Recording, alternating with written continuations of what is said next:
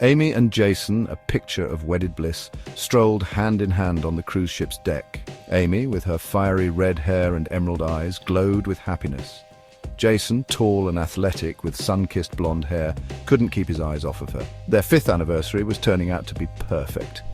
The ocean breeze carried the scent of salt and distant shores. Laughter and the rhythmic thrumming of the ship's engine filled the air. They had spent the day basking in the sun, sipping exotic cocktails and whispering sweet nothings to each other. As the sun began its descent, painting the sky in hues of orange and purple, they moved to the railing. The vastness of the ocean, now a sheet of shimmering gold, took their breath away. "I love you," Jason whispered, his voice thick with emotion, more than words can say. "I love you too, Jason," Amy replied, her eyes sparkling. "This is the most wonderful anniversary ever." Little did they know their romantic getaway was about to take a drastic turn. The sea, so calm just moments ago, was beginning to churn. The wind picked up, whipping Amy's hair across her face. The sky, once ablaze with color, darkened ominously. The change was sudden, violent. Jason held Amy close, his arm a protective barrier against the rising wind. The crew's shouts were lost in the roar of the wind and the crashing waves. Fear, cold and sharp, pierced the bubble of their happiness.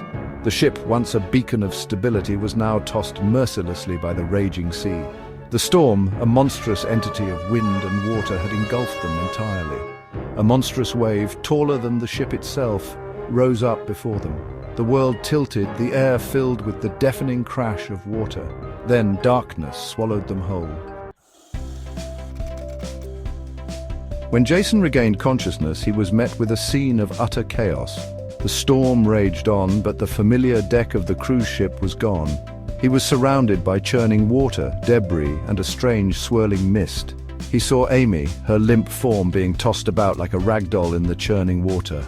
Panic surged through him. He swam towards her, fighting against the relentless pull of the current. He reached her, pulling her close. She coughed, sputtering seawater, her eyes wide with terror. "Jason," she choked out, her voice barely a whisper. "What's happening?"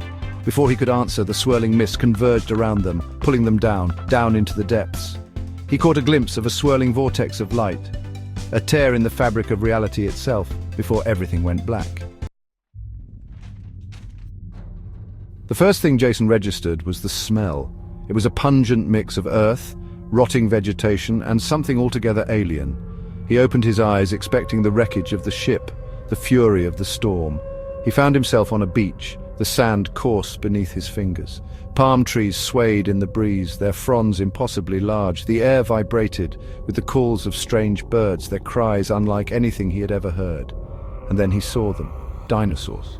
Gigantic behemoths lumbered through the dense jungle that fringed the beach.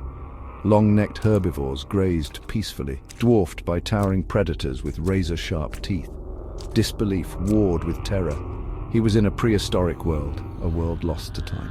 He scrambled to his feet, his heart pounding, searching for Amy.